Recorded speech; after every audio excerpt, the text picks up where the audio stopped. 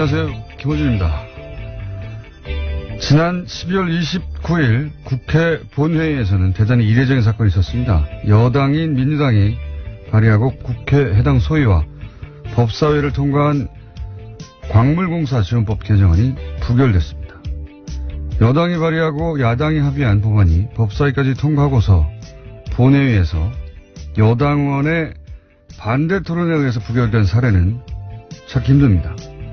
이 부결을 주도한 홍영표 의원은 공기업도 실력이 없거나 경영을 잘못하면 문을 닫을 수 있어야 한다고 반대 토론에 나섰고, 이에 여당 내에서도 반대표가 쏟아졌습니다.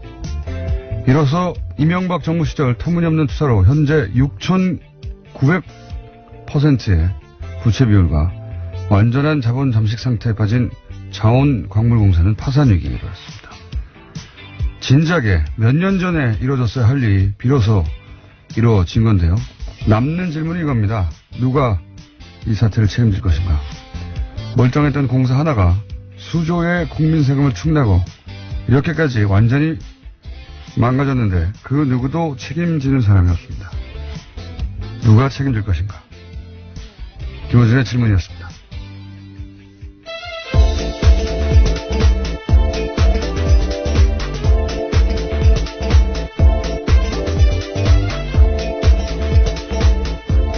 시사인의 김은지입니다. 네. 이거 제가 없었던 한 주간 벌어진 일이라 제가 좀 뒤늦게 챙깁니다. 네. 이 부결은 굉장히 역사적으로 의미가 있거든요. 우선 국회 차원에서 보자면 여당이 발의하고 야당이 합의하고 법사위 통과하면 끝난 거예요, 사실은. 예, 끝난 거고 그렇게 여야 합의한 다음에 법사위까지 통과했는데 본회의에서 반대 토론, 그것도 의원 한 명이 이걸 부결시킨 사례는 제가 알기로는 없어요. 제가 알기로는 홍영표 의원이 거의 혼자 부결시킨 거라고 알고 있는데, 그래서 저희가 홍영표 의원을 잠시 모십니다. 두 번째로 또 대한민국 그 역사 전체로 보더라도 중앙의 공기업이 파산한 건 처음입니다. 파산 지경에 이르는 거, 파산하게 된다면.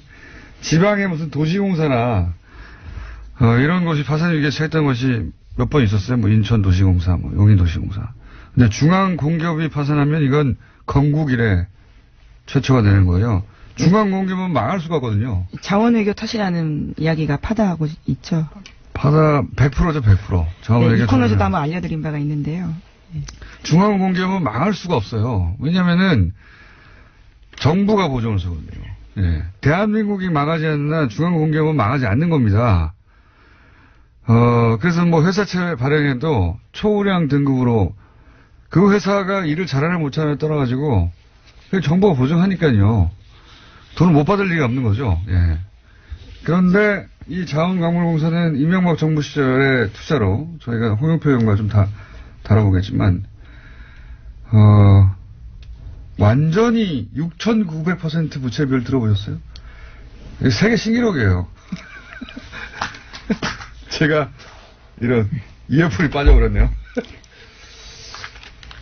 너무 놀라신 것 같은데요. 6,900%가 세계 신기록이라고 제가 자신하는 이유는 뭐냐면 6,900% 부채 비율로 살아남을 수 있는 사기업이 없거든요. 예, 그 전에 진작에 망하거든요. 그러니까 저는 세계 신기록이라고 봅니다.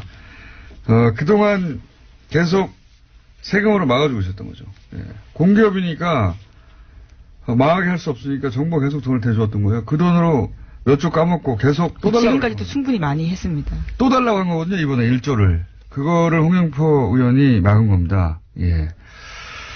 이게 제대로 그 의미가 조명이 안 되고 있어서 제가 오늘 직접 모시고 큰일 하셨다고 말씀도 드리고 왜 그렇게 반대 토론을 했는지 직접 들어볼 생각입니다. 예. 이명박 정부 시절에 투자한 자원이 이것 때문이에요. 예. 거기 예를 들어서 뭐 볼레와 안바톱이 이런 대표적인 사업 두 가지만 들여다봐도 야 이게 사기다 이거는. 예. 투자 실패가 아니다. 그런 생각이 듭니다. 자, 첫 번째 뉴스는 뭡니까? 네, 어제도 잠깐 전해드린 바가 있는데요. 검찰이 박근혜 전 대통령의 국정원에서 상납받은 특수활동비가 36억 5천만 원이라고 밝혔습니다.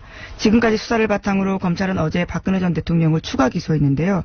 뇌물 혐의와 국고 손실 혐의가 더해져서 박근혜 전 대통령은 모두 20가지 혐의로 재판을 받게 됐습니다. 검찰은 박 전 대통령이 국정원의 특수활동비를 받아서 의상비 비용이나 기치료 주사 비용, 그리고 이른바 대포폰 요금까지도요, 내는 데 썼다라고 밝혔습니다. 또 하나 생각이 나는데 갑자기 이 자원광물공사뿐만 아니라 자원외교 돌아가는 자원외교가 4대 강보다 훨씬 더 심각해요. 사실은 4대 강은 끝났잖아요. 끝났고 거기 추가 비용이 이제 앞으로 이제 다시 복원하면서 발생하겠지만 자원외교는 지금 계속 들어가고 있는 거군요. 앞으로도 손실이 계속 발생해요. 그런데 20조 정도 제가 알기로는 손실이 발생했는데 아무도 제가 알기로는 3개월 감봉 정도가 전체 자원외교에서 징계받은 유일한 사례로 알고 있어요. 3개월 감봉. 이야, 대단하지 않습니까? 뭐라고요, 근데 이번 뉴스가? 네, 박근혜 전 대통령 관련입니다. 네, 자원외교는 이따가 하시고요. 네. 네. 아, 이 자원외교 좀 대단한, 누가 대단히 해먹었어요. 예. 계속 나왔던 얘기 구체적 내용이 나왔네요, 이제. 예, 이제 기소가 됐다라는 거고요. 구체적인 정황도 나왔습니다. 국정원 특수활동비엔 최순실 씨가 등장하기도 하는데 자필 메모가 발견된 거거든요. 이 용처를 사용하다가 확보한 건데 청와대는 BH, 정호성, 이재만, 안봉근, 그러니까 문고리 3인방으로 불리는 세 사람에 대해서도 영어 약자가 쓰여 있고요. 거기에 3억 7천만 원 줬다라고 쓰여 있습니다. 이거는 말이죠. 국가적으로 치욕적인 겁니다. 예. 이건 나라 꼴도 못 갖춘 무슨 게릴라 반정부군 같은 데서 일어날 일이지, 대통령이 국가 정보기관에 돈을 빼내가지고 자기 옷값, 자기 주사비용, 이건 뭡니까 주사비용, 자기 집 보일러 기름값, 이거 자기 집 전기요금, 예? 자기 집 관리인 월급, 이런 거 줬다는 거 아닙니까? 주사비용, 의상비용 이런 거 몇 번 나왔는데 보일러 기름값은 뭡니까 이게. 네, 공적인 개념이 전혀 없었다라고밖에 볼 수 없는데요. 자기 그냥 개인 주머니라고 생각한 거죠. 이게 단 한 푼도 사리사욕을 챙기지 않았다고 몇 번이나 강조했는데 최순실 씨가 대신 챙겨줬으니까요. 예, 받기는 박근혜 전 대통령이 받고요. 또 최순실 씨에게 넘어간 것으로 보입니다. 그러니까 그 돈이 어디에 써있는지 다 아는 거잖아요. 안 챙기긴 뭘 안 챙겼습니까? 하지만 두 사람은 일체 조사 거부하고 있어서 아직까지 전모를 완벽하게 밝힌 건 아니다라고 검찰이 이야기하고 있습니다. 그리고 이제 이 3인방이 받은 돈의 의미, 3인방이 돈을 받았는데 그 돈을 얼마를 어떻게 누구에게 줄 것인지를 최순실 씨가 결정했다는 거잖아요. 네, 가계부 쓰듯이 글을 써놓은 건데요. 예. 이건 오래전부터 나온 얘기지만 이 문고리 3인방이 박근혜의 비서가 아니라 최순실의 비서다. 오래전부터 나왔던 얘기고. 대통령 비서한테 줄 돈을 왜 최순실이 결정합니까? 네. 근데 그게 이제 최순실 씨가 쓴 메모를 통해 입증이 된 거죠, 이번에는. 예, 추정이 아니라 입증이 된 것이고. 예, 그리고 또 당사자들이 진술하고 있습니다. 받은 사람들이요. 예. 오히려 자기들도 깜짝 놀라서요. 이렇게까지 정확하게 기록이 남아있는지에 대해서 놀랬다라고 합니다.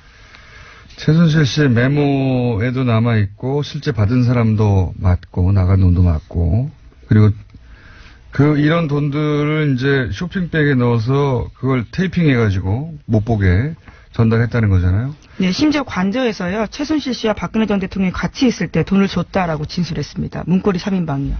본인들이 그때 받았다는 거겠죠. 그리고 이 돈이 어디까지 거슬러 올라가냐면 최순실 씨가 WK나 여러 가지 회사 만들었잖아요. 그때 나왔던 진술 되돌아보면 그 쇼핑백에 5만원짜리 현금 들어와가지고 그 돈으로 회사 설립했다, 이런 얘기 초창기에 나왔었거든요. 똑같은 패턴이에요. 그러니까 쇼핑백에 테이핑해서 현금으로 주고 그 현금 가져가서 이리저리 전달하는데 의상실에도 전달하고, 그리고 역시 WK 회사 만들 때 이럴 때 돈도 들어가고, 이거 말도 안 되는 거죠. 예.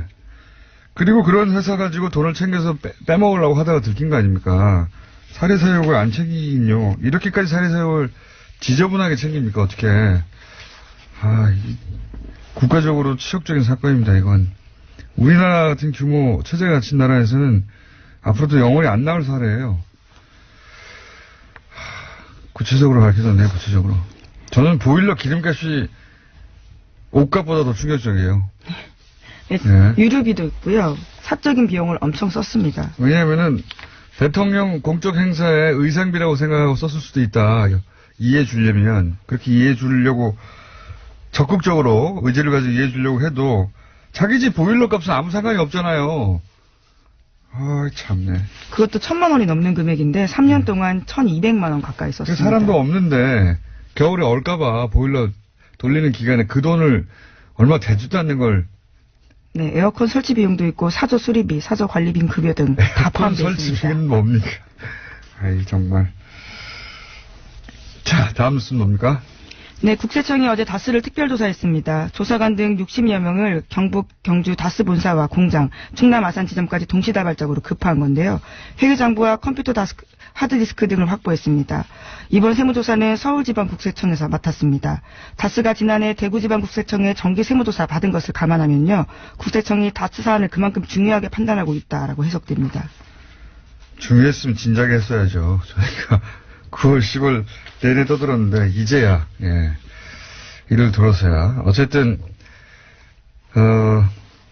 비자금 찾아내는 데는 뭐 국세청이 제일 선수니까요. 요 사안은 저희가 3부에서 전직 국세청장 아닙니까? 네, 직접 얘기 들어보겠습니다. 이 관련해서는 전문가들이 저희 뉴스 공장에 쫙 배치되어 있습니다 이미. 자, 이 뉴스는 그때 해설해서 자세히 들어보기로 하고요. 다음 뉴스는요?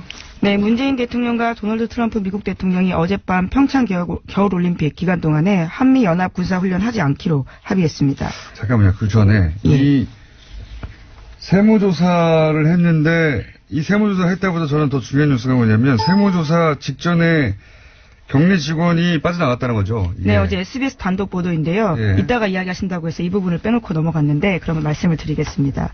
3시간 전에 컴퓨터를 들고요. 회사를 빠져나갔다라는 증언이 나왔습니다. 세무조사 온다는 걸 미리 알았다는 거죠. 이게 누가 정보를 빼준 건데 저는 이건 검찰이 별도 규명하고 조사할 일이라고 봅니다. 이게 작은 일이 아니에요.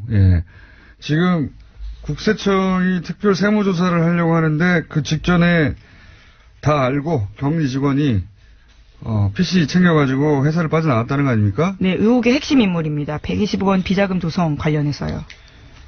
이건 작은 일이 아니고요. 이거는 그 격리 직원이 알아낼 수 있는 일도 아니고 다스 직원이 저절로 알 수 있는 일도 아니거든요, 절대로. 이거는 누군가가 알려준 것이고, 이런 정보를 누가 어떻게 알았느냐.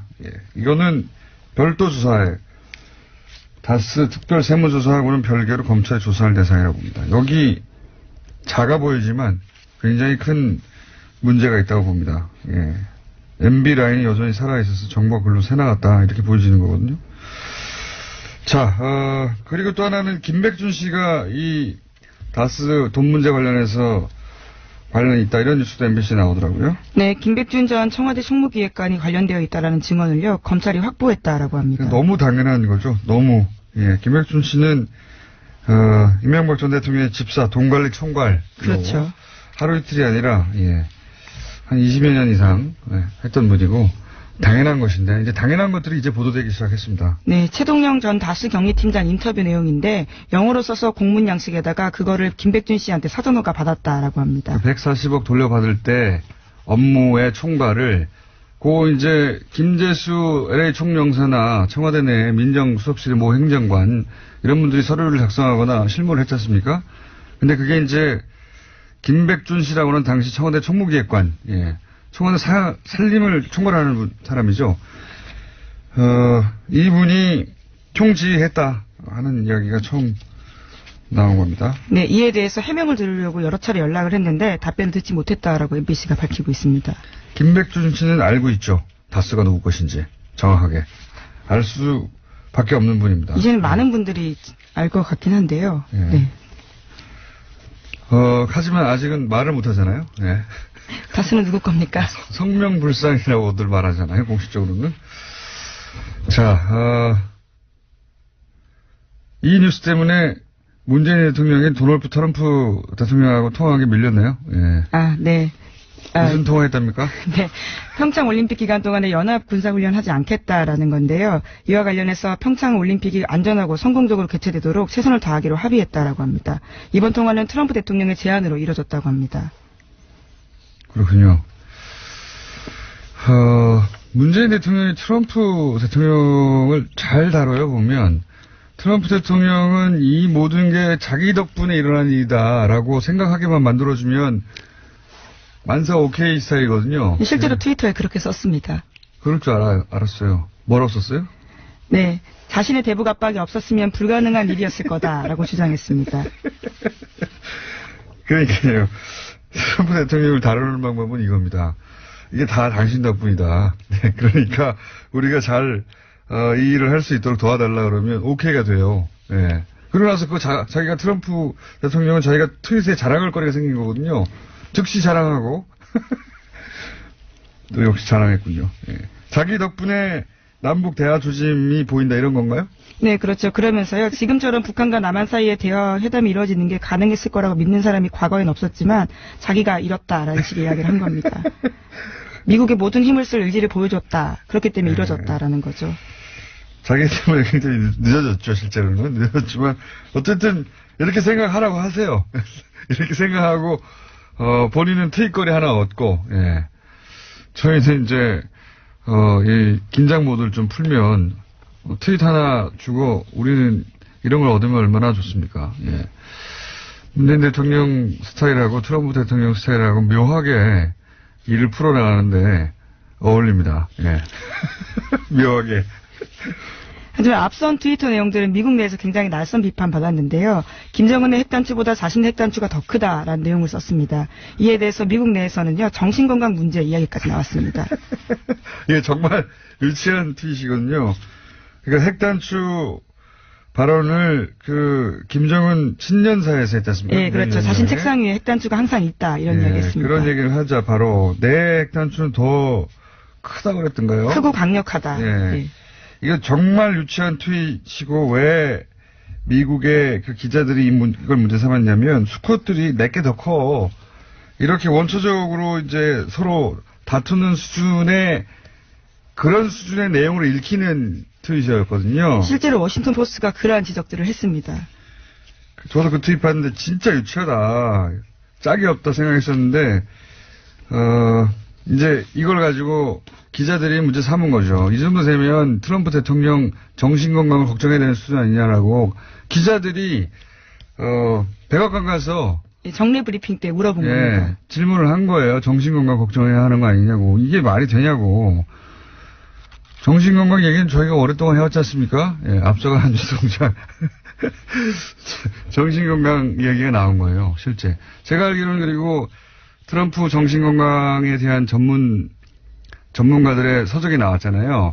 그 서적을 편집한, 갑자기 생각이 안 나는 이름이, 성이 린데, 예. 그분, 한국계입니다.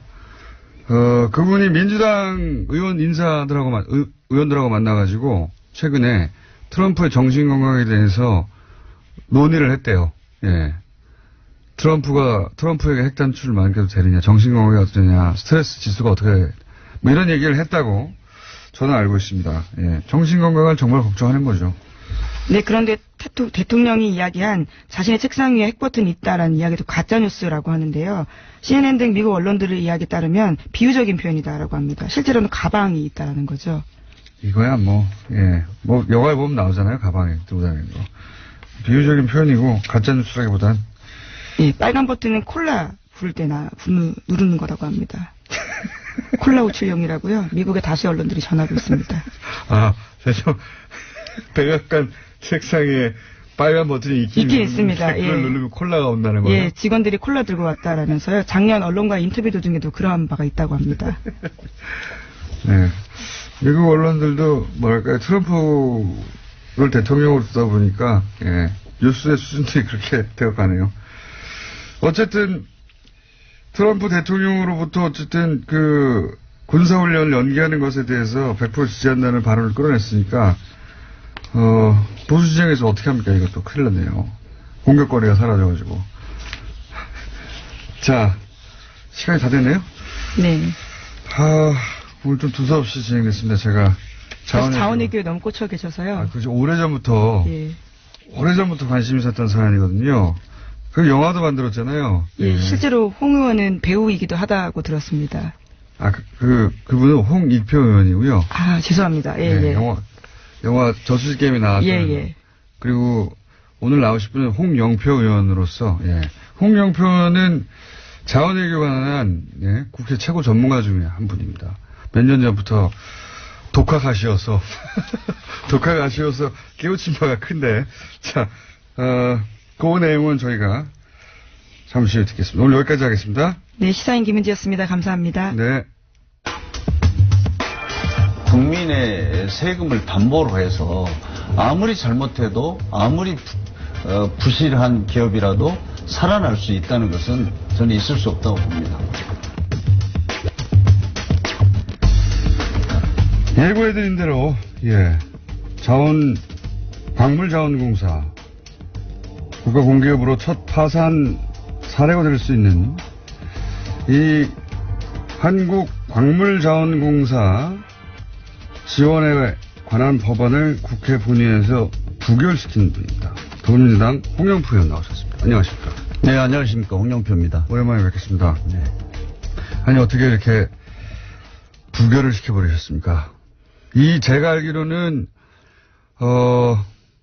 전조도 없이, 본회의에서 다 여야가 합의해서 법사위까지 통과해서 올라온 법안을 혼자 반대 토론해가지고 부결시킨 사례가 있습니까?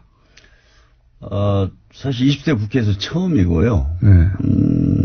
저도 그날 깜짝 놀랐습니다. 저는 사실, 이 법안이 올라온 것을 사전에 몰랐다가, 그러셨군요. 법안이 이제 25번째 법안이었는데, 네. 제가 한 10번째, 한 10분 전쯤에 알았습니다. 그러셨군요. 그래서 이게 어떻게 된 건가 이제 하다가 저는 뭐 부결될 것까지는 생각을 못 했고, 왜냐하면 본회의에 올라온 안건이 부결되는 건 거의 없습니다. 그래서 그렇죠, 예. 이거는 다 통과될 걸 존재하고 오는 건데. 기록이라도 좀 남겨야 되겠다. 어허. 이거는 안 된다 해서, 제가 반대 토론을 신청했는데, 뭐 동료 의원들이, 44명이 찬성하고 102명이 반대. 그러니까 기권이 51 이렇게 해서 의원님이 그때 반대 토론하지 않았으면 통과됐을 거예요. 그렇죠. 네. 당연히. 네네. 의원님 반대 토론을 듣고 사람들이 마음을 바꾼 겁니다. 현장에서. 뭐 그렇습니다. 네. 그래서 굉장히 저는 역사적 의미가 깊다고 생각하는 것이 그런 국회 차원에서도 그런 일이 거의 드물고 처음 있는 일이라고 하고 있는데 그렇게 해서 이제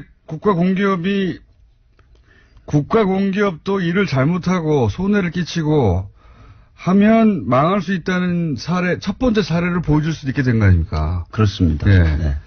굉장히 의미 있는 일인데, 이거 의원님을 이름을 누군가 외쳐주지 않더라고요.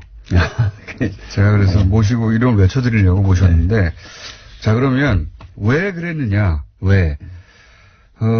의원님 한 4년 가까이 되셨죠? 혼자서 이거 파신 지가. 네, 그렇습니다. 네. 처음에 왜 이걸 파시기 시작하셨습니까? 소위 자원 쪽을. 저는 이제 그 환경노동위원회만 계속 있다가 제가 산업위로 처음 옮겨가서 국정감사를 처음 했던 게 2014년입니다. 그때 이제 그 가스공사라든지 석유공사 여기에 적자가 너무 크고 여러 가지 문제가 있어서 그때 이제 시작을 했는데 아무튼 결론적으로는 이명박 정부 때 33조를 투자했고 그것이 이제 너무나 거대한 이 돈이 사실 말이 그렇지 33조가 적은 돈이 아니지 않습니까? 피부에 와닿지가 않아요. 근데 또 그래서 이게 조그만 기업 하나도 그 재무 상태 그 회계를 이렇게 들여다보려면 이게 뭐 회계법인 하나가 동원돼서 해도 제대로 잘 모르는 건데 이게 굉장히 어려웠습니다. 그래서 하다 보니까 이제 저희가 국정감사를 하고 그것이 토대가 돼서 국정조사도 했습니다. 그런데 진상을 제대로 밝히지 못했죠. 철저하게 박근혜 정부에서는 이걸 은폐하고 축소하는 33조 투자해서 의원님이 지금 아시기로 손실이 난 게 확정된 게 대략 얼마입니까? 이제 장부상으로 재무제표상으로 확정된 손실이 13조 3천억입니다. 13조. 그건 아주 공식적인 거고요. 네. 그 외에 금융비용이라든지 이자 비용 뭐 나머지 여러 가지를 고려했을 때 네. 제가 볼 때는 최소 20조로 보고 있습니다. 20조요. 네. 그 이전에 정부, 그러니까 대한민국이 건국 이래 투자한 그 금액을 다 합쳐도 7조인가 8조밖에 안 되지 않습니까? 그렇습니다. 그러니까 2008년 이전에는 네. 전체 투자액이 10조가 안 됩니다. 건국 이래로. 건국 이래로. 네. 그런데 이명박 정부 네. 요 4, 5년 동안 33조를 쏟아부었고. 그렇죠. 그 중에 약 20조 정도는 손실이 네. 난 걸로 보시는 거고. 20조면 제가 예전에 한번 계산한 적이 있습니다. 예수 탄생 이래로 2017년 동안 매일 2,700만 원을 써야지 매일 20조가 된다. 그 4대강이 21조라고 하지 않습니까? 예. 네. 그 정도 규모의 손실. 근데 이게 자원은 무서운 게 앞으로 계속 생길 거 아닙니까 또. 이 문제는 뭐냐면 덮을 수가 없습니다. 그러니까요. 지금 제가 그 국정조사 할 때도 제가 정부에 계속 이야기를 했습니다. 이 지금 해외 자원 개발로 인한 어떤 부실의 규모를 정확하게 밝혀라. 예. 이걸 안 밝히면 매년 재무제표를 발표해야 되는데 그 자원 3사들이요. 매년 적자가 나올 거다. 지금 예상대로 되고 있습니다. 자, 그중에서 구체적으로 이제 한국광물자원공사 같은 경우에 가스나 석유도 다 나쁩니다만은 광물자원공사 같은 경우에 부채 비율이 6,900%가 그렇지 않습니까? 6,900%입니다. 세계 신기록이라고 제가 말했었는데. 그렇죠. 6,900% 부채율을 가지고 지금 존재할 수 있는 회사는 지구상에 저는 없다고 생각합니다. 그러니까요. 그 전에 망했죠. 이미. 망해도 뭐 몇 번 망했죠. 네. 6,900% 부채 비율. 예. 듣도 못한 그런 부채 비율을 가졌는데, 굉장히 많은 그 부실한 사업들이 있겠지만 대표적으로 거론되는 게 뭐 볼레오, 안바토비 요런 단어들은 들어보셨을 거예요. 단어들은. 요런 사업들이 도대체 얼마나 어떤 식으로 말도 안 되게 이루어졌는지 좀 짧게 설명해 주시죠. 예를 들어서 볼레오 같은 경우에. 멕시코 볼레오 동강산입니다. 이거는 이제 광물자원공사가 처음에는 지분 참여를 했습니다. 그래서 한 800억 정도 투자를 할 800억. 계획을 하고 지분 참여를 했죠. 그런데 미국의 그 수출입은행이 이 그 멕시코 그 볼레오 동강산에 대출을 했는데 이 대출 자금을 회수합니다. 그 이유가 멕시코는 너무나 회계가 불투명하고 부조리가 만연돼 있기 때문에 대출할 수 없다. 그것도 있었고 또 하나는 그 전문가들이 멕시코 동강산은 개발의 가능성이 없다. 끝났다. 이런 전문 스노든이라는 분이 또 그런 얘기를 했었는데요. 보고서. 그래서 스노든 보고서에서. 이제 미국의 수출입은행이 철수를 하니까 그 지분을 광물자원공사가 전액을 인수하는 겁니다. 우리 한국의 민간 기업들하고. 미국에서는 여기는 채권도 낮고 회계도 불투명해서 우리는 철수하겠다고 하고 나간 거를 인수하는 거죠. 끝났다고 하는 끝났다고 하는 거를 인수해서 우리 한국에다가는 뭐 우리나라의 공기업이 최초로 그 해외 강산의 운영권을 인수했다라고 대대적인 광고를 합니다. 그래서 인수를 해서 800억만 투자했으면 되는 것을 그리고 만약에 미국의 수출입은행이 철수할 때 우리도 같이 했으면 800억 잃어버리고 마는 겁니다. 끝나는 건데. 그런데 지금 현재 공식적으로 투입한 돈이 1조 6천억입니다. 1조 6천억. 그런데 현재 상태에서 적자가 1조 6,200억입니다. 투자한 돈보다 적자가 더 많이 발생했습니다. 여기서 그래서 돈으로 메꾸고 있고요. 문제는 지금 이제 생산을 하고 있는데 저희가 국정조사나 국정감사할 때 보면은 내년이면 뭐 내년이면은 생산량이 어떻게 이제 다, 목표치에 도달한다든가 뭐. 맞춰서, 추가적인 돈은 들어가지 않을 거다 이야기한 지가 예. 4년이 지났는데 그리고 대표적인 것은 2014년에 저희가 이제 국정조사할 때 정부가 예. 계속 그런 얘기를 했습니다. 앞으로 자원이라는 거는 10년, 20년 기다려봐야 알고, 이게 장기간이 소요되기 때문에 지금 판단할 수 없다. 그러면서 자기네들이 당시에 윤상직 그 장관인데요. 자기가 미국 공인 회계사라 그러면서 자, 이 회사는 여기는 좀 기다리면 돈을 벌 거라 그래서 그때 예측한 게 있습니다. 예. 그런데 그랬는데 그 예측한 거에 대비하면 2014년부터 16년까지 한 적자가 500억 정도만 나야 되거든요. 예. 근데 적자가 한 800억이 더 났습니다. 예. 문제는 더 중요한 것은 광물 가격이 그 사이에 엄청나게 올랐습니다. 한 30-40% 올랐어요. 올랐는데도 적자는 더 커졌어요. 예. 그래서 지금 볼레오 강사는 지금 보면은 저는 안 된다고 봅니다. 안 된다고 보는데 광물자원공사는 아직까지도 저는 이것이 지금 광물자원공사의 문제라고 봅니다. 기다리면 된다. 이렇게 이야기를 하고 있는데. 그거밖에 없는 거죠. 그 말밖에 할 게. 매년 지금 추가적으로 우리 국민의 세금들을 멕시코 동강산에다 갖다 지금 집어넣고 있습니다. 안바토비는 어떻습니까? 안바토비 직접 다녀오시기 제가 가봤는데요. 네. 안바토비도 똑같습니다. 처음에 거기가 이제 우리도 거기에는 지분을 참여한 겁니다. 네. 그리고 캐나다의 쉐릿이라는 네. 광산 회사가 운영을 하고 있습니다. 네. 그래서 우리는 지분을 가지고 들어갔는데 네. 멕시코 캐나다의 쉐릿 그 운영사가 네.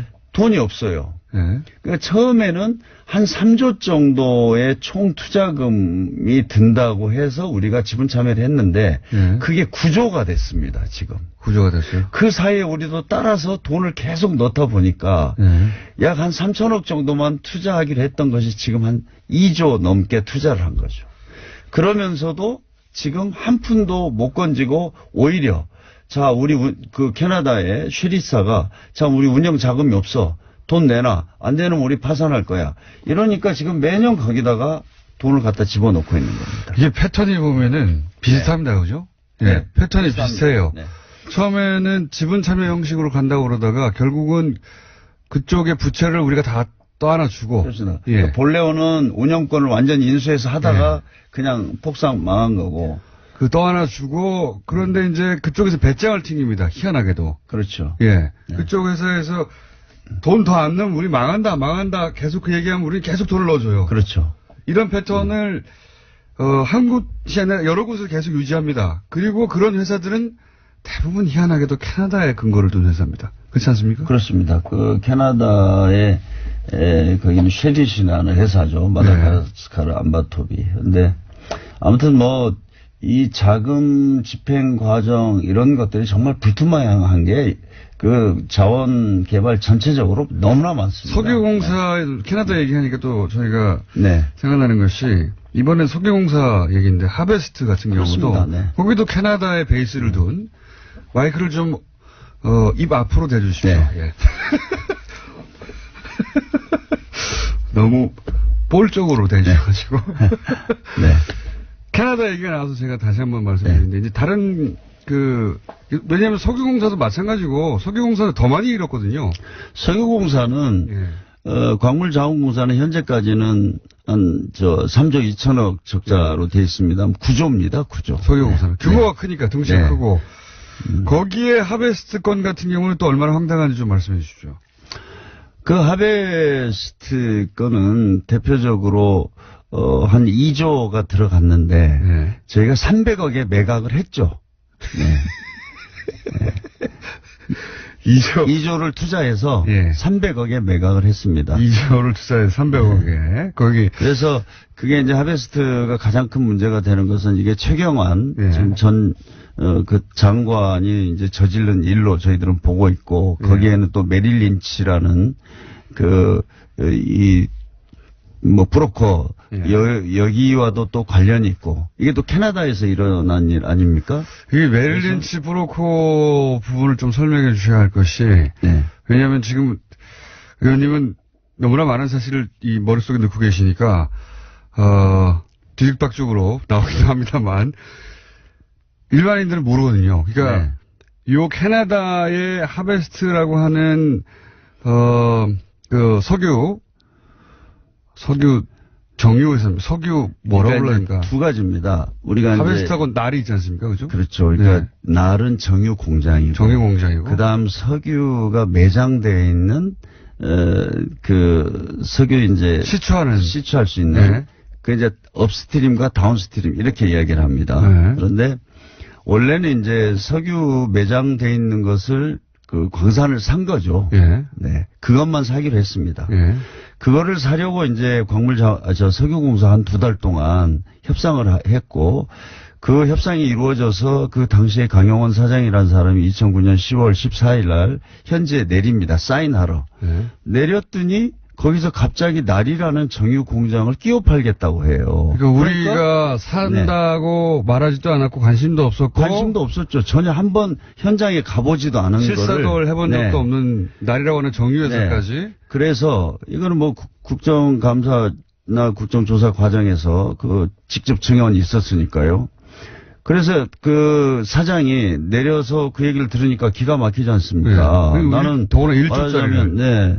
그 석유 매장돼 있는 그 광산을 산다 그랬는데 그건 아니고 갑자기 고물딱지 그 날이라는 정유 공장을 끼워 팔겠다고 하니까 M&A 팀한테 철수해 네. 하고 이분이 비행기를 타고 2월 16일 한국에 다시 도착합니다. 네, 필요 없다고. 네, 필요 없다고. 그래서 공항에 내리는데 3시간 전에 장관실에서 전화가 왔대요. 와가지고 공항에 내리자마자 장관실로 와라.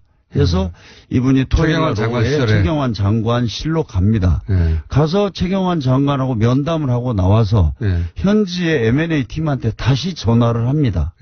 전화를 해서 날까지 사라. 이렇게 해서 10월 21일 날 그 날이 당시에는 1조 4천억이었습니다. 그 뒤로 추가적인 들어간 돈이 있어서 총 투자액은 2조가 되는데 그래서 사게 되죠. 네. 그것을 이제 나중에는 300억에 매각한 겁니다. 그래서 2조에서 300억이면 2억짜리 아파트가 300만 원이 된 거예요. 300만 원인가요? 300만 원도 아니고 30만 원입니까? 뭐 어쨌든. 네. 2만 원짜리가 300원이 된 것이고. 예. 그래서 이제 그게 최경환 장관의 책임이다 이랬었는데 그분이 이제 나중에 감사원 감사 검찰 수사에서는 그 증언을 부인하고 번복하고 그러면서 다 무죄로 되고 최경환 그때 당시에 그 지시를 했다고 하는 장관도 전혀 문제가 안 됐죠. 그러면서 하베스트 사건은 지금도 저는 뭐 계속 이거를 저희가 파헤쳐야 된다고 봅니다. 당시에 메릴 린치의 자회사는 그 거래로 인해서 부당한 주식 이익이 발생했거든요. 메릴 린치는 이제 바로 이 거래를 하라고 주선하고 가격을 책정해줬던 중간에서 우리 정부에다가 당시 이제 메릴 린치에서 이 거래를 이 가격에 하라고 보고서를 쓰고 주선했던 것이죠. 그런데 여기에 이제 한국 지사에 바로 이제 이명박 대통령의 집사라고 하는 김백준 씨의 아들이 이제 서울 지사에 있었죠. 네. 그래서 이제 김백준 씨 MB하고 연결고리 거기서 또 나오고 그렇습니다. 그런 부분들을 좀 밝혀야 되는데 이게 뭐 지금 저희가 참 답답한 게 감사원 감사도 공식적으로 몇 번 했습니다. 검찰 수사도 했습니다. 그런데 그 과정이 저는 전부 다 면죄부를 주는 조사나 수사였다고 생각합니다. 그래서 전부 다 무죄로 됐습니다. 그러니까 뭐 이제 지금 이제 이런 자료들을 다시 들춰서 봐야 된다고 봅니다. 그래서 이 지금 해외 자원 개발 과정에서의 어떤 불투명한 그 자금의 집행이라든가 송금 이게 너무나 많습니다. 그래서 뭐 이라크 쿠르드 지역에다가도 우리가 할 때 보면은 자금을 이름도 없는 어디 은행에다가 송금하고 이게 쿠르드 정부로 갔는지 안 갔는지도 모르고 그거는 이런 이제 것들이 너무나 많습니다. 그건 좀 더 자세히 얘기하자면 인수위 시절에 그죠? 그렇죠. 대통령이 취임하기도 전에 인수위 네. 시절부터 이미 시작된 거 아닙니까 이게? 그렇죠. 인수위 시절 때 쿠르드의 장관 하나 불러다가 해서 어마어마한 돈을 투자하죠. 예. 그래서 그 돈이 이제 쿠르드 정부로 이제 자치 정부로 보내는데 예. 그래서 그걸 어디로 그걸 송금을 했냐 했더니 뭐 이름도 없는 조그만 어떤 은행으로 보내서 예.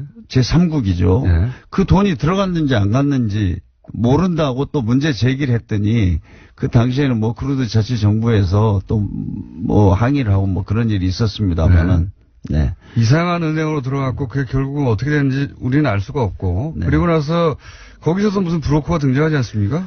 그렇습니다. 예. 브로커가 있었죠. 예. 브로커가 있어서 제가 또 하나 추적하다가 또 못했던 것은 예. 거기에서 이제 그 돈을 받습니다. 쿠르드 자치 정부 내에다가 병원을 짓는 예. 이제 병원 수주를 받아요. 한국의 회사가. 예.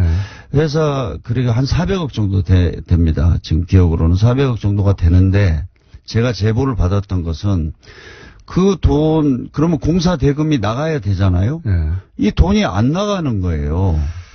그래서 그 문제도 제가 제기를 했는데 그냥 이 말씀은 덮어졌죠. 이제 제가 좀 설명을 더 추가로 드리자면 그때 브로커가 있었고 네. 예. 그때 브로커가 쿠르드로부터 무슨 병원 짓는 계약을 수주하죠. 그렇죠. 예. 몇백억대. 네. 그러면은 요 몇백억대 돈이 지급이 돼야 되지 않습니까? 한국으로? 네. 예, 지급해야 되는데. 송금이 됐죠. 예. 근데 실제 그 병원은 쿠르드가 직접 짓고. 제가 이제 그때 국정조사차 거기를 두바이 갔더니 예. 가서 물어봤어요. 예. 저 그 가보려고 했습니다. 그 현장을. 예. 그때 병원은 그 뭐 위험해서 못 간다 그래서 거기 현장은 못 갔는데 병원은 지었다. 누가 지었냐? 그쪽에 주정부가 지었다는 거예요. 그러니까요. 그러니까 그리고 중간에 커미션이 사라진 거죠. 그리고 제가 제보 네. 받은 것은 그 회사가 그 쿠르드 정부로부터 받은 돈은 예. 계좌에 계속 있다는 거예요. 음. 그 회사에 근무했던 사람이 저한테 제보를 해줬는데 뭐 그런 거를 참 밝히지 못해서 너무나 안타깝습니다. 그러니까 이제 요 말씀은 뭔가 건설로 퉁쳐가지고 커미션을 받아간 의심되는 정황인 거죠. 저는 예. 그렇게 추정을 했습니다. 예, 그렇게 추정될 수밖에 없는. 네. 예. 공사 대금으로 준다고 줘놓고 실제로는 네. 자기들이 짓고. 네. 근데 그 대금은 그러면 안 쓰이고 남는데 그럼 무슨 대가냐 이 돈이. 그게 이제 중간에 빼돌린 커미션이 아니겠는가. 그렇죠. 예, 그 회사에 그렇게. 근무했던 분이 뭐 저한테 제보를 했었습니다. 그런 의심되는 상황이고 그 외에도 이제 지금 말씀드린 김백준 씨의 아들이 메릴린치에 한국에서 근무하고 있을 당시에 이런 일들이 벌어졌거든요. 메릴린치에서 날 사라고, 예. 말씀하신 대로 2조에 사서, 300억에 팔았는데, 예. 이거 거래에 이르렀을 때 캐나다에서 그런 보도가 나왔어서 한국 사람 미쳤다고. 그렇죠. 예. 이거 왜 사냐고 그래. 네. 캐나다에서 이런 거 사주면 줘야 되는데, 캐나다 뉴스에서 나왔어요. 한국 사람 미쳤다. 이걸 왜 사냐고. 네. 망해가는 회사였기 때문에. 그런 일도 있었고요. 아니 고철 덩어리 정유 공장이었죠. 예. 그래서 그 이후로 그걸 소위 이제 다시 공장을 가동하기 위해서 몇천억을 썼죠. 시장 가치가 1달러라고 그랬었어요. 네, 예. 그렇습니다. 왜냐하면은 거기 공장이 정상적으로 돌아가려면 몇천억을 써야 되니까, 예, 1달러라고 했는데 그걸 우리가 2조에 사가지고, 네. 1조 얼마에 사가지고 1조 4천억에 사서 예, 네. 2조까지 돈을 쏟아붓다가 하다 안 되니까 결국 300억에 팔았다.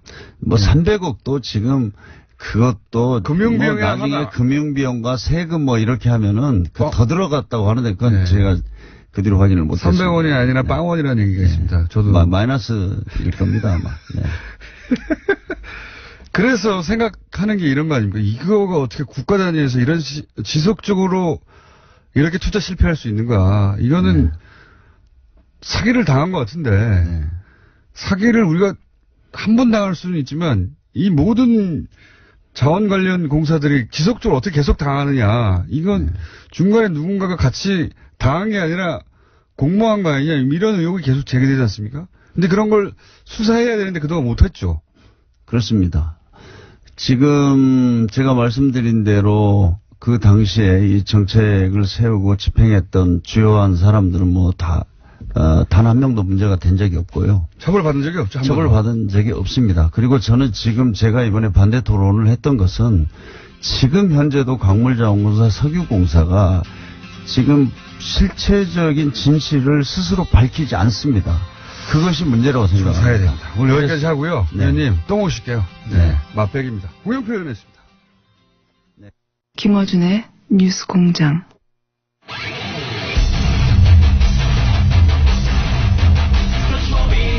남한구 전 대구지방국세청장님 나오셨습니다. 안녕하십니까? 예, 안녕하십니까? 일주일 사이에 청장님이 코멘트 해주셔야 될 사건들이 많이 축적됐습니다. 네. 예. 방금 전 2부에 홍영표 의원이 자원공사 이야기, 예. 자원외교 이야기 밖에서 들으셨지 않습니까? 네네. 네. 그리고 청장님도 이 자원외교에 대해서 좀 관심이 있으시잖아요. 예. 네. 패턴이 있지 않습니까? 패턴이? 그렇죠. 네. 이분들의 패턴은 예산이나 공기업을 이용하고요. 네. 또 국민기업이라고 불리는 쉽게 말하면 주인 없는 기업들을 네. 통해서 해외 자본을 투자를 하게 하고 네. 그 자본 투자된 돈들은 해외에 있는 기업, 외국 기업들하고 보통 합작 형태나 그렇죠. 그냥 중간에 지분 투자 형식으로 들어갔다가 예. 결국 그거를 사고 그 돈 들어간 돈이 계속 들어갈 수밖에 없게 그쪽에서 배짱을 부리게 만드는 거죠. 그렇죠. 그 회사들이 우리가 합작으로 들어가가지고 우리도 파트너인데 예. 그쪽에서 돈이 없다고 그래요. 계속 그러죠. 돈이 없다 그러면 우리가 그 돈을 계속 대줍니다. 그렇습니다. 그런데 이게 이제 해외에서 벌어진 일이다 보니까 우리나라에서 실사가 안 돼요. 그렇습니다. 조사건이 미치질 못하죠. 실사가 안 되고 이게 공기업이다 보니까 망할 수가 없지 않습니까? 그렇습니다. 망하려고 하면 세금을 계속 대줘야 되거든요. 거대한 빨대를 팍 꽂아놓고 세금으로 계속 뽑아가고 있는 게 지금 몇 년째 이루어지고 있는 거죠. 그렇습니다. 그게 또 해외로 나가가지고 돈이 어떻게 쓰여졌는지도 구체적으로 지금 자료도 없어요.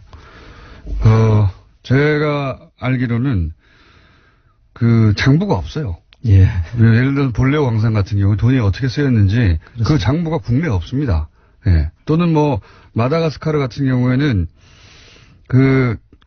전 세계 최빈국인데 뭐 1달러로 하루 사는 그런 나라인데 한 끼 식사가 6달러, 7달러로 기록이 돼 있어요. 네. 그 말이 안 되는 거잖아요. 그러니까 하루 일당이 1달러인 나라에서 한 끼 식사를 7달러로 계산해 놓은 거예요. 그걸 그냥 주고 있어요, 계속. 누가 그러면은 그 돈을 다 챙겼다는 얘기잖아요. 그렇죠. 예. 그래서 그 돈들이 모이는 곳, 그 소위 말하는 저수지를 예. 이제 따라가는 일들이 이제 저희들이 해야 될 일들입니다. 그게 진짜 어려운 일입니다, 근데. 그 중에 이제 의심되는 곳이 캐나다. 그렇죠. 예. 왜냐면 희한하게도 이렇게 크게 빨대를 꽂아놓은 회사들은 캐나다 회사예요. 다 캐나다하고 적을 두고 있죠. 예. 그리고 나서 그 돈이 특정 은행으로 간다든가. 그런 다음에 사라지는 거죠. 이걸 찾으려면 좀 국가 단위에서 나서서, 그 해당 국가하고 공조해야 돼. 그렇습니다. 거대한 규모의. 수사나 조사를 착수할 수 있도록 그런 네. 정보들을 저희들이 이제 수집하고, 구체화시켜서 이제 이게 반드시 공기관에서 나서도록 해야죠. 다스 끝나고 나면 이것도 해야 되지 않겠는가. 반드시 가야 될 부분들입니다. 네. 예, 자원외교도 어마어마합니다, 정말. 자, 그리고 또 여쭤볼 게, 박영진 의원이 출연해가지고, 이런 얘기 했습니다. 국세청이 삼성 이건희 회장 차명계좌 관련해서 과세 대단히 미온적이다. 더군다나 금융감독위도 대단히 미온적이다. 금융감독위에서는 왜 과징금을 부과한다든가 해야 되는데, 안 하고 있다. 네. 요거 들으셨죠? 예.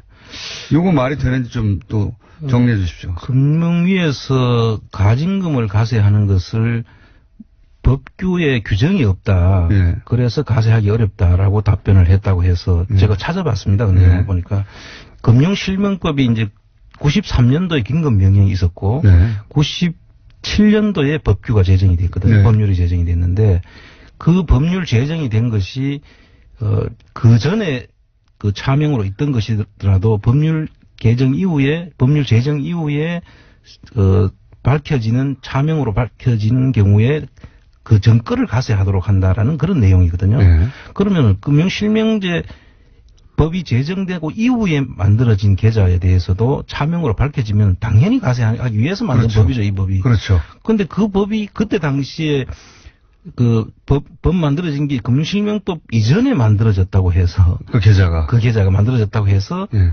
가세를 할 수 있는 법적 근거가 없다라고 말한다는 것은 정말 납득할 수 없는 거죠.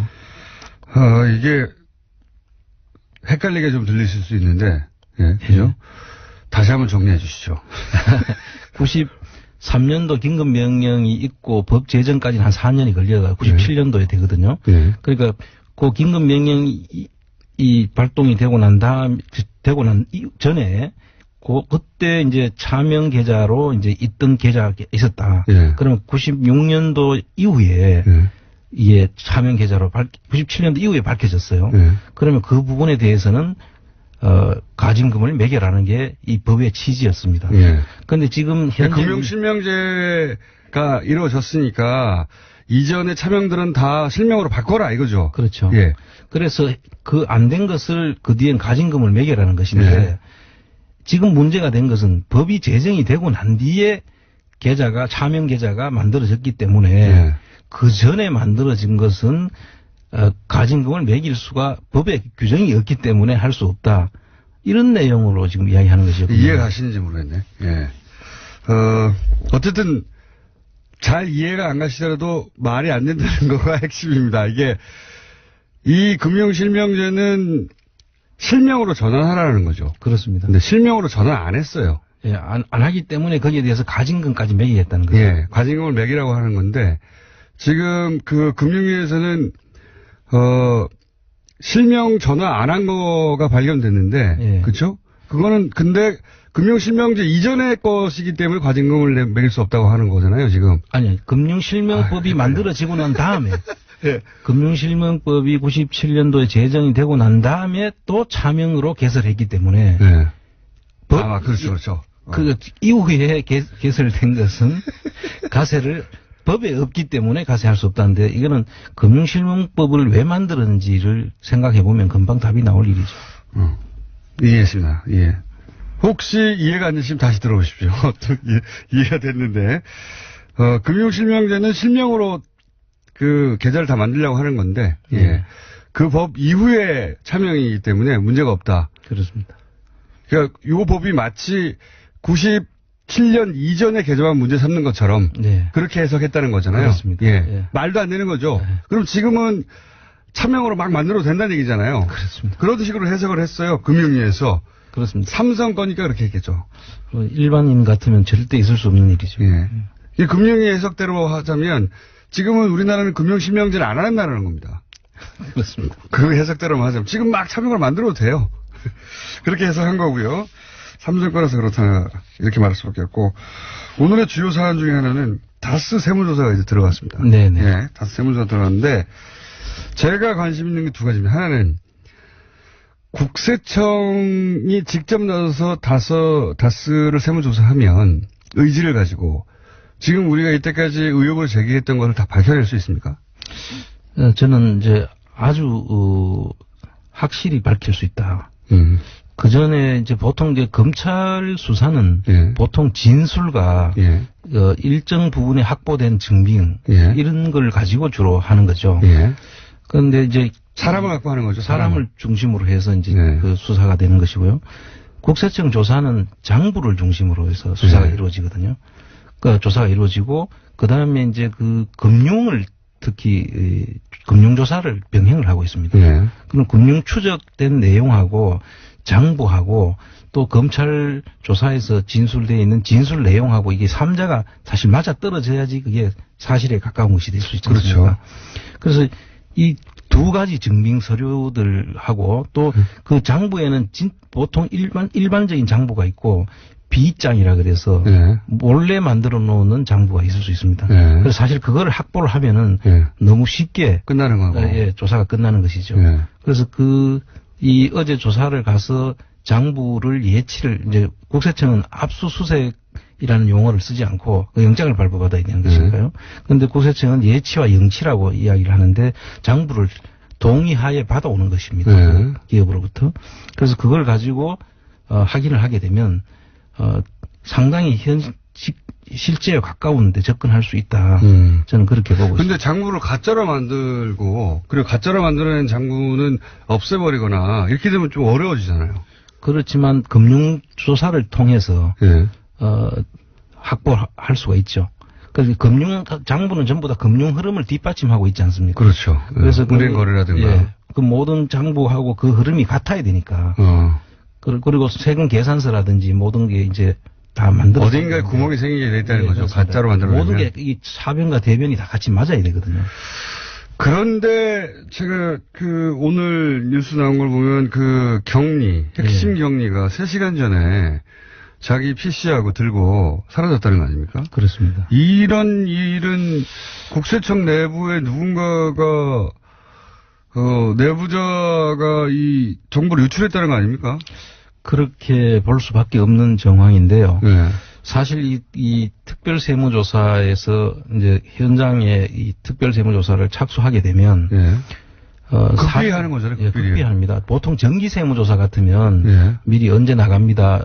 어떻게 장부들이 뭐가 필요합니다. 이렇게 안내를 하지만 네. 이 특별세무조사를 불시하는 경우에는 전혀 사전에 그게 특별한 알려주지 않습니다. 그게 특별세무조사거든요. 네, 당연히. 근데 3시간 전에 격리 직원이 나와가지고 자기가 쓰던 그 핵심 증언 아닙니까? 그렇겠죠. 비자금을 관리했다고 보시면 돼요. 120억을 자기가 개인적으로 횡령했다고. 예. 지금 주목을 받고 있는 그 여직원이 3시간 전에 와서 그 자기가 쓰던 컴퓨터를 가지고 3시간 전에 이제 조퇴를 하고 사라졌다는 것인데 이거는 사전에 누가 통보가 없으면 절대로 있을 수 없는 일이죠.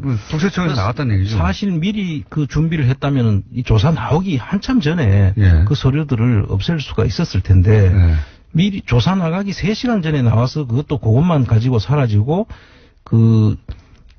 조퇴를 했다는 것은 특별조사 직전에 누가 알려줬다는 거죠. 누가 알려주지 않고는 도저히 할 수 없는 것이고 이 부분에 대해서는 수사를 의뢰를 해야 된다고 저는 생각합니다. 별도 수사를 해야 되겠죠. 예. 이런 경우는 제가 들어본 적이 없거든요. 국세청 근무하면서. 큰일입니다. 그죠? 예, 굉장히 큰일인 거죠. 아주 큰일이죠. 그래서 지금도 국세청에 아직 수사를 방해하려는 세력이 있거나 아니면은 그쪽하고 연결된 다른 사람이 또 있거나 그러지 않고는 있을 수 없는 내부에서는 이 특별 세무조사 같은 경우는 얼마나 은밀하게 합니까? 거의 옆 해당가에서도 그 당사자들 외에는 일체 사실 알 수가 없죠. 그 국세청 안에 같이 근무를 해도 어디를 나가는지를 알 수가 없어요. 그러니까 특별 세무조사겠죠. 그렇습니다. 그런데 이걸 알고 미리 대기하고 있다가 가져갔다는 것은 아주 심각한 문제라고 봐야죠. 적어도 이 특별 세무조사를 하는 팀 안에서 나왔거나 혹은 그 보고 라인에 있는 사람 누군가에서 나갔다는 얘기 아닙니까? 그 사실을 알고 있는 사람 선에서 알려주지 않으면 있을 수 없는 일이죠. 그러면 그 팀 말고 얼마나 많은 사람이 알 수 있습니까? 그 위에 보고 단계로 보자면? 지금 착수한 직원이 한 44명, 45명 정도 된다는 이야기고요. 그 라인상이 있지 않습니까? 그 지휘 라인이 있어요. 지휘 라인이 어떻게 됩니까, 보통은? 이제 조사사국거든 사국장이 있고, 그 위에 조사국장이 알 수 있을 거고요. 그 조사국의 일부 조사 기획을 하는 쪽에서도 알 수 있을 테고, 그 다음에 이제 본청장까지 이제 보통 그런 라인을. 그렇게 따져봐야 몇 명 안 되는 거 아닙니까? 그렇습니다. 어쨌든 거기 외에는 알 수 없다는 거죠, 이게. 도저히 알면 안 되는 것이죠. 이거 수사해야 되겠네요. 반드시 수사를 해야 된다고 생각합니다. 검찰의 국세청 라인을 수사해봐야 되는 거 아닙니까, 이게. 그렇죠. 아주 말단 직원이 그걸 어떻게 합니까? 말단 직원. 경주에 있는 말단 직원이, 그것도. 그렇죠. 그것도 딱 3시간 전에 와서 그것만 들고 조퇴를 했다는 것은. 말도 안 되는 거죠, 사실. 이거 별도의 수사 상황이라고 보고. 그렇게 서로 그 격리 직원이 장부를 들고 잠적했다 하더라도 시간이 좀 더 걸릴 뿐 따져서 들어가면 찾아낼 수 있다는 말씀이죠. 결국은 찾아낼 수는 있는데 이 자료들이 있으면 시간 전략이 되는 거죠. 만약에 여기서는 그래서 다스는 예전부터 얘기가 나오길 장부를 제대로 작성 안 하고 수기로 했다. 이런 얘기 예전부터 있었거든요. 예, 그렇습니다. 그렇다 하더라도 잡아낼 수 있습니까? 수기로 하고 다 없앤 상황이라면 사실 힘들 텐데요. 이 전산이라는 게 거래 상대방이 있고 예. 금융기관이 다 있지 않습니까? 돈은 어쨌든 은행을 통해 왔다 갔다 예, 했겠죠. 그렇기 때문에 이 국세청이라는 데가 생각보다 사실 훌륭한 조직입니다. 그래서 아마 우리 직원들은 예. 뭐 충분히 제가 볼 때는 다 찾아낼 수 있다. 의지를 가지고 찾아내면 그걸 다 없앴다더라도 결국은 찾아낼 수 있다. 그렇습니다. 시간이 걸릴 뿐이다. 그렇습니다. 예. 예. 근데 이제 시간이 걸리라고 한 거겠죠. 예. 격리 직원이 사라졌다는 건 이거는 분명히 수사 대상인 것 같고요. 이거 근데 누가 고발해야 되는 겁니까? 이 경우에는 그러면? 국세청 자체에서 그 내용을 검토를 해서 예. 이게 어떤 경위로 빠져나갔는지 누가 그렇게 알려줬는지를 색출해내야죠. 이렇게 자체적으로 할 수 없으면 검찰 고발해야 되는 거 아닌가? 자체적으로 확인하고 예. 국세청 내에서 확인이 안 될 수도 있죠. 예. 그럴 경우에는 검찰 수사 의뢰를 하는 것이 국세청이 이런 의혹에서 자기들이 그 면죄부를 받는 길이다. 국세청이 그렇게 검찰에 수사 의뢰를 한 적이 있습니까? 이런 사실을 전 들어본 적이 별로 없어요. 이런 특별 예. 조사하는데 누가 갑자기 미리 들고 튀었다 이런 거 장부를. 그래서 국세청에서 지금 다스는 세간에 주목이 돼 있기 때문에 네. 어제 그런 사실들이 밝혀진 것이고요. 네. 통상은 이런 경우가 있을 수가 없죠, 보통. 심각한 일입니다. 이게 국세청이 스스로 그 자체 조사를 해서 밝혀내지 못하면 그 다음 단계는 뭘 어떻게 해야 되죠? 누군가 고발하거나 뭐 어떻게 해야 되는 거 아닙니까? 국세청에서 스스로 이 문제가 지금 제기돼 있기 때문에 네. 이게 사전에 이게 그 정보가 샜다. 네. 그러면은 그 정보 센 사람이 누군지를 자체 감찰 조직이 있습니다. 네. 자체 감찰해서 그 내용을 조사를 하고 거기서 못 밝혀내면은 수사를 의뢰를 해야 되겠죠. 수사를 의뢰 안 하면 어떡합니까, 그때? 안 하면은 국세청을 의심할 수밖에 없죠. 그 다음에 할 수 있는 게 없나요? 일반 국민이? 일반 국민들 제보를 기다리고 네. 그 사실을 확인하는 길을 밖에 없죠. 이거 답답하네. 일단 네. 국세청이 스스로 그 유출 경로를 찾아내길 바라고 안 되면은 그 다음도 생각해 보겠습니다. 예. 가만히 있을 수 없죠. 이건 굉장히 중요한 얘기거든요. 자, 본론으로 돌아볼까요, 이제? 다스. 플란 다스의 계획. 자, 플란 다스의 현재 정한 금액이 얼마입니까? 지금 저희들이 150억을 지금 다 지금 확보대가 있죠. 저희들 차입을 해서 지금 150억 꽉 찼습니까? 예, 꽉 찼습니다. 예. 이렇게까지 빨리 150억이 다 모일 줄이야. 만약에 걱정 안 해도 되겠다 싶은 부분이 뭐냐면 만약에 캠코가 금액을 산정가를 더 높였어 예전보다. 예. 그러면 추가 만약에 모금을 하면 금방 찰 것 같습니다 이제. 예, 그렇습니다. 지금도 계속 참가할 수 있도록 해달라는 네. 문의가 많습니다. 지금. 너무 늦으셨어요. 뉴스 공장에서 3, 4주 3주 걸렸나요 총? 3주 걸렸습니다. 예. 예. 시작하고 나서 3주 만에 끝났기 때문에 뒤늦게 아신 분들이 예. 이제 뭐 JTBC나 또는 SBS나 이런 곳에서도 보도하니까 그때 뉴스공장이 아니라 그런 뉴스 루트를 통해서 들으신 분들이 이제 참여하시고 싶은데 늦었는데 그런데 이제 지금도 이 금액이면 3%를 살 수 있긴 있지 않습니까? 그렇습니다. 작년 그렇죠? 기준으로 한 145억이면은 네. 3% 만주를 살 수가 있거든요. 예. 근데 지금 저희들이 지금 아직 안 사고 있는 이유는 예. 그 이유를 좀 설명을 자세히 해 주십시오. 지금 캠코에서 작년에 국감 때 이 주식 평가가 너무 고평가돼서 안 팔렸지 않느냐라는 국회의원들의 질문이 아주 많이 있었거든요. 예. 그래서 그 캠코에서 지금 그 부분을 상당히 의식을 해서 다시. 예, 그 평가를 새로 정확하게 지금 하고 있는 것 같아요. 예. 그러다 보니까 이 다스 주식의 실제적인 그 가치를 예. 그 유사한 기업들 이와 조건이 같은 기업들의 단원 평가해가지고 예, 평가를 해가지고 그 평가에 맞게 상대 가치 평가라는 제도를 도입한 것 같습니다. 그래서 그 작업이 지금 진행 중에 있는데 그럴 경우에는 사실 이 주식 평가 금액이 좀 떨어질 수도 있다. 그 부분은 이제 이해가는데 걱정되는 바는 뭐냐면 지금은 그러니까 145억이 아니라 그보다 더 낮은 금액으로 살 수도 있으니 우리가 굳이 비싸게 살 필요는 없으니 기다린다. 이런 네, 취지지 그렇습니다. 않습니까? 그리고 곧 2월이면 나올 테고. 네. 근데 이제 걱정하는 바는 뭐냐면 그 사이에 누군가 나타나서 그걸 사버리면 어떡하나 이런 걱정을 하는데 이제 물론 사버린 그 누군가를 또 추적하면 된다라고 하지만 주식은 사라진 이유잖아요. 그렇습니다. 예. 그래서 선택을 해야 되는 게 아닌가 싶기도 하거든요. 그런데 이제 그걸 사게 되려면 네. 3%, 13% 이렇게 나와 있지 않습니까? 네. 그래서 그 3%를 사게 되면 또 다른 3%가 남아 있지 않습니까? 네. 그래서 이거 우리 운동을 막으려고 한다면 네. 이 3%, 6%를 사야 되죠. 그 상대방들은 네. 예, 예. 막으려고 하는 사람들은. 예. 그러면 1차적으로 300억 정도 써야 되는 거죠. 300억 정도를 가지고 그분들이 사야 돼요. 예. 그럼 지금까지 그냥 종이 형태로 있던 주식을 예. 국고로 이제 돈으로 이제 바꾸어서 국가 예산으로 이제 들어가게 됩니다. 예. 그런 첫째 그 효과를 하나 노릴 수 있고, 그 다음에 이 다스 우리 국민들의 열망을 보여준 것 아닙니까? 지금 현재까지. 그래서 다스 수사팀도 만들어졌고, 네. 지금 어제는 이제 국세청 조사까지 들어갔고, 네. 이게 사실은 플랜 다스계의 역할이었거든요. 사실 그렇긴 해요. 플랜 다스가 목표한 것은 아무도 이 다스를 조사하지 않으니까 네. 플랜 다스의 개로 그만큼 주식을 산 다음에 주주로서의 권리를 행사해서 소위 이제 회사를 들여다보겠다는 거였거든요. 그렇습니다. 근데 회사를 들여다보는 것을 지금 국세청이 하고 있고 예. 하게 되었고 그리고 이제 검찰도 나서서 이 실소유주가 누군지 찾고 있게 됐으니까 플랜 다스의 개가 목표하였던 바 중에 상당 부분이 이미 실현되어 가고 있는 중이긴 합니다. 그렇습니다. 예. 하지만 더욱 괴롭히고 싶은 거죠.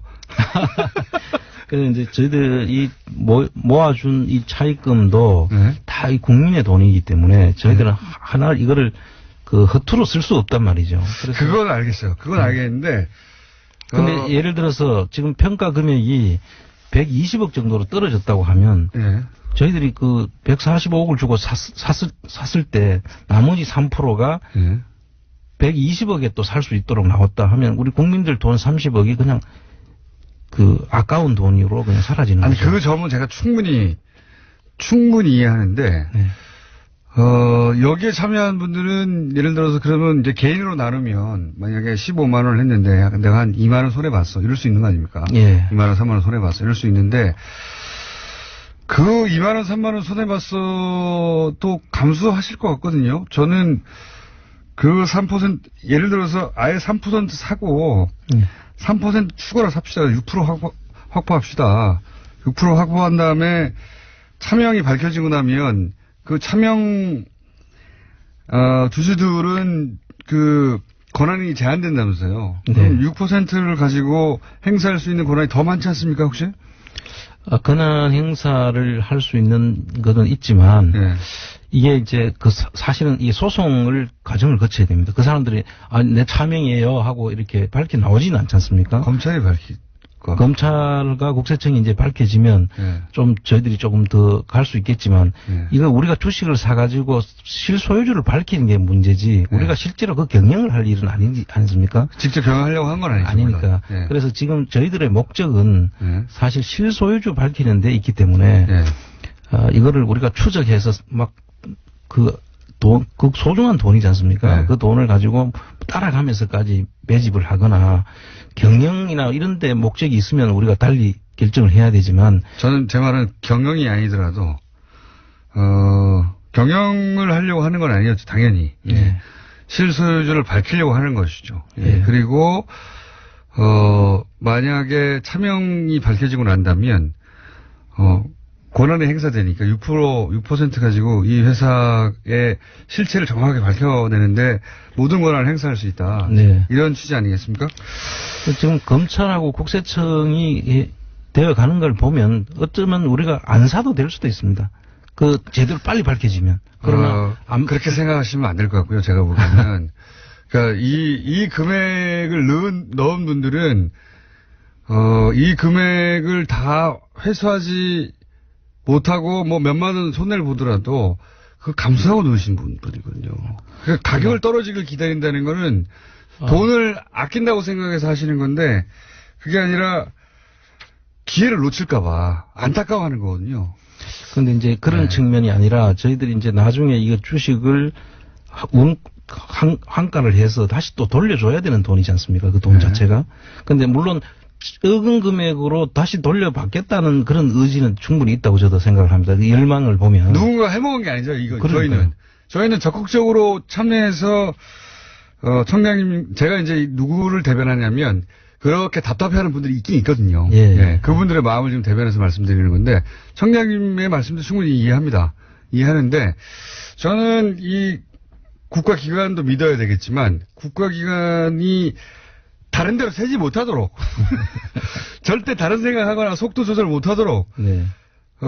플란다스계가 더 앞서 나가서 그 국가기관들을 압박할 수 있는 중요한 수단이 될 수 있을 것 같으니까 기다리지 말자 이런 생각을 하는 거죠.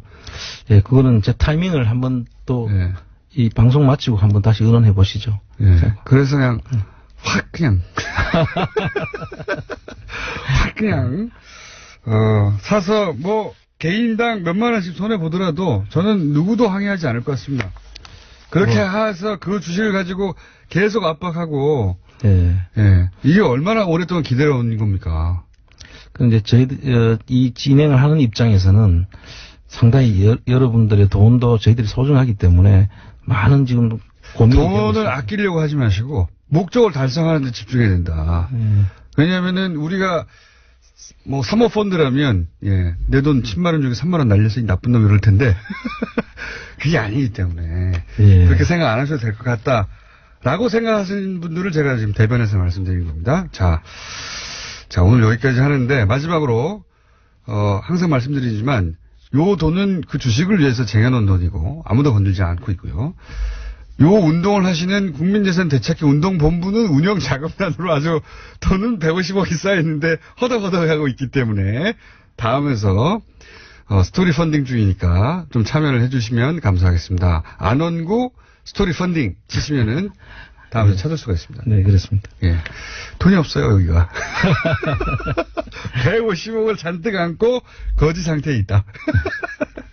이렇게 하겠습니다. 지금까지 안원구 전 대구지방국세청장이었습니다. 감사합니다. 네, 감사합니다.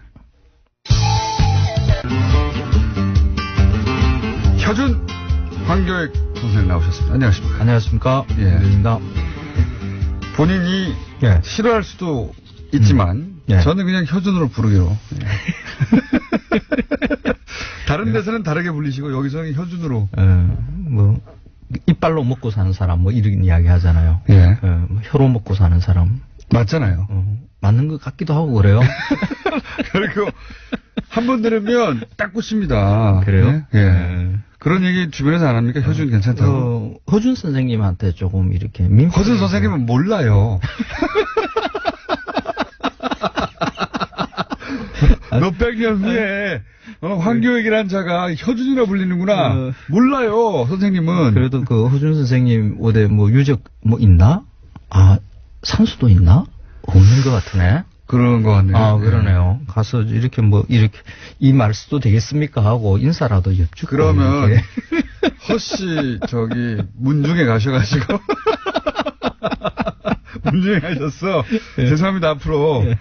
근데 허지 혀가 아니지 않습니까? 일종의 성폭행이잖아요. 아 성을 가지고 성을 가지고 하는 실용. 희성을 지금 만드세요. 혀씨를. 자 혀준 예. 황교익 선생님 오늘은 뭡니까? 돼지국밥 이야기하려고 그래요. 돼지국밥? 부산 날씨도 돼지국밥 좋고. 말씀하시죠? 예, 그렇습니다. 예. 그 부산 이러면 다 돼지국밥부터 떠올려요. 그래서 부산이 별게 없어요. 음식이. 그 부산 사람 들으면 기분 나빠합니다. 저도 그 초등학교까지 부산에서 중학교에 올라왔는데 네. 부산에 특히 별게 없습니다. 네. 부산 그 돼지국밥 이야기를 하면서 항상 그 뒤에 붙는 말들이 이렇습니다. 그 한국전쟁 당시에 부산은 그 피난지였잖아요. 그래서 특히 뭐 함경도 이쪽 지역에서 북쪽에서 이렇게 내려오신 분들이 많으세요. 그래서 그분들에 의해서 만들어진 음식. 그 있잖아요. 함경도 이러면 뭐 고기를 잘 다루고 돼지고기를 많이 먹고 뭐 이런 것처럼 이렇게 포장돼 있는 게 있어요. 그래서 그분들에 의해서 뭐 순대도 만들어지고 돼지국밥도 만들어지고 냉면도 만들어지고 뭐 이런 식으로 이야기를 합니다. 그 물론 그 사람이 움직이면 예. 그 사람들이 즐겨 먹던 음식도 따라 움직이기는 그렇죠. 해요. 예. 그런데 가장 근원적으로는 그 음식을 해 먹을 수 있는 재료를 확보할 수 있느냐 하는 게 더 중요한 맞습니다. 문제이거든요. 네. 그럼 한국 전쟁 당시에 돼지고기를 확보할 수 있는 일이 있었느냐? 부산에서 대량으로 없었어요. 힘들었어요. 한국 전쟁과 그 이전, 그러니까 일제강점기, 뭐, 두루두루 그 앞 세대를 전체를 보자 그러면 우리 땅에서 돼지를 그렇게 많이 키우지 못했어요. 그렇습니까? 돼지를 많이 키우려 그러면 사료가 확보해야 되는데 그 사료가 없었거든요. 사람 먹을 것도 부족한데 돼지 먹을 거 없죠. 소는 그러네요. 많이 키웠어요. 이유가 소는 그냥 산에 들어가서 이렇게 꼴배서 먹이면 되거든요. 그리고 소는 이제 농사에 꼭 필요했으니까. 그렇죠. 예. 그런데 돼지는 사람 먹는 거하고 같이 먹어요. 곡물 먹고요. 뭐 이러니까 먹이 경합이 일어나니까 많이 못 키웠거든요. 그래서 함경도 돼지고기를 좋아하는 함경도 사람들이 부산에 내려왔다 하더라도 먹을 수 돼지가 있는 돼지가 없었으니까 그 돼지가 이렇게 돼지국밥이 만들어졌다라는 이야기는 그 잘못된 거고요. 그리고 부산만의 특별한 음식도 아니에요. 그렇긴 합니다, 사실. 예. 그 전국이 돼지로 국밥을 해서 다들 먹어요. 저도 이제 항상 궁금했던 게, 아니, 돼지국밥은 다 있는데 왜 부산 돼지국밥만 이렇게 유명한가? 다 먹는 게, 재래시장에 가면 흔히 볼 수 있는 게 순댓국밥이죠. 그렇죠. 우리는 순대국밥 이렇게 부르고, 그냥 국밥 이렇게 부르기도 하고요. 그 안에 보면 돼지고기도 들어가 있고, 내장도 들어가 있고, 맞습니다. 내장 빼달라 그러면 그냥 고기만 썰어서 이렇게 넣어줍니다. 네. 그게 돼지국밥이거든요. 네. 근데 돼지국밥이라고 안 불러요. 그냥 국밥이라고 하죠. 그렇죠. 국밥. 네. 순대국밥. 뭐 이렇게 부르고. 부산만의 음식인 것은 그 돼지국밥이 아니라 그런 국밥을 두고 돼지국밥이라고 부르는 명칭 때문에 이렇게 되는 그렇죠. 거죠. 왜 그렇게 불렀을까 하는 게 특이한 일이죠.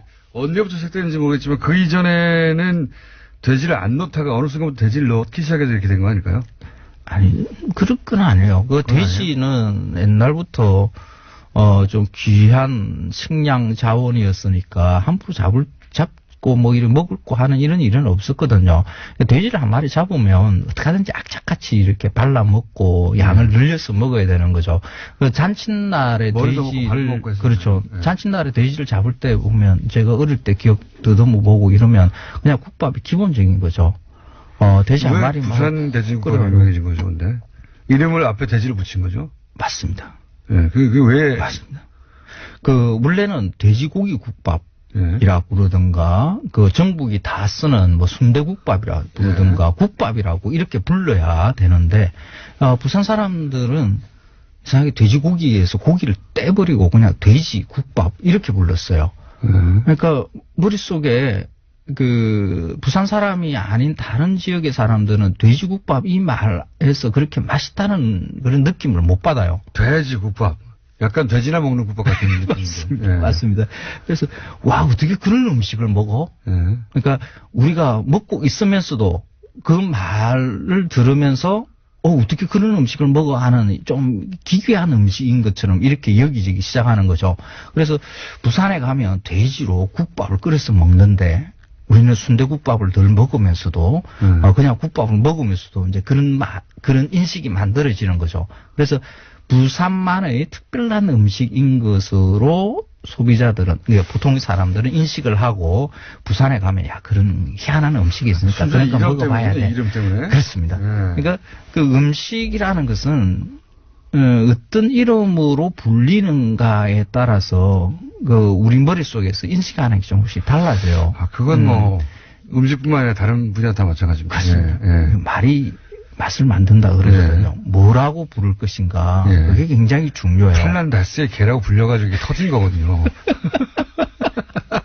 한 번 들으면 다 알잖아요. 플란다스의 맞습니다. 개 확 오니까. 예. 근데 왜 그러면, 그래도 부산의 돼지국밥을. 잠시만요. 예. 허준 선생님 묘지는 파주에 있다고 합니다. 아, 그래요? 예, 한번 파주에. 다녀오시고 다음 주부터는 마음을 털고 가볍게 혈중으로 부르는 것으로.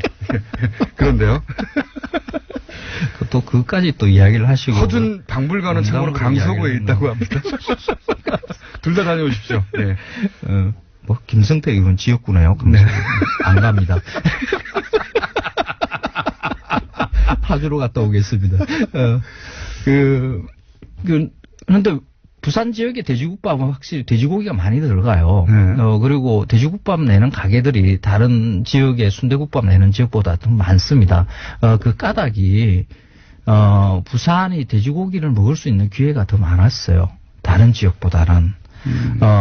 1960, 70년대 우리나라가 돼지고기를 일본에 수출하기 위해서 또 일본 대규모 나오네요. 양돈장을 만들고 도축장을 만들고 하는데 그 지역이 김해 지역이 하나 그 양돈단지가 만들어지거든요. 지금도 그 양돈단지의 맥이 쭉 이어져서 지금도 아주 거대한 양돈단지가 형성돼 있어요. 그게 이제 말씀을 쭉 그러니까 작년에도 쭉 이어오면서 일본이 등장했을 때가 대부분 일본이 저렴하게 자기들이 좋아하는 거를 받는 기지로 우리를 썼지 않습니까? 맞습니다. 중간중간에. 예를 들어서 뭐 아주 지저분해진다든가 그걸 하려고 그러면 아니면 뭐. 이 일은 일제강점기 때부터 만들어진 거예요. 기획이 됐었죠. 그러니까 제국이라는 것은 식민지의 것을 어떻게 약탈해 가느냐. 가지고 가는가 하는 거거든요. 그래서 일본이 우리 땅에 들어오면서부터 우리 땅에 있는 재료들을 갖다 총조사를 해요. 1907년에는 조선수산지라는 것이 만들어지는데 지금 그 조선수산지를 봐도 놀라울 정도예요. 우리 삼면의 바다의 수심들 다 곡선들로 다 만들어져 있고요. 계절별로 무엇이 어떻게 빼먹을까를 알아야 되니까. 그렇죠. 그리고 지금 우리한테는 식물 도감이 없습니다. 그런데 일제강점기에 벌써 일본의 학자들을 동원을 해서 조선반도의 모든 식물들을 총조사를 하고 식물 도감으로 만들 수 있는 자료들을 일본이 다 가지고 있어요. 지금. 우리보다 더 자료를 더 잘 정리를 해가지고 가지고 있다라고 봐야 돼요.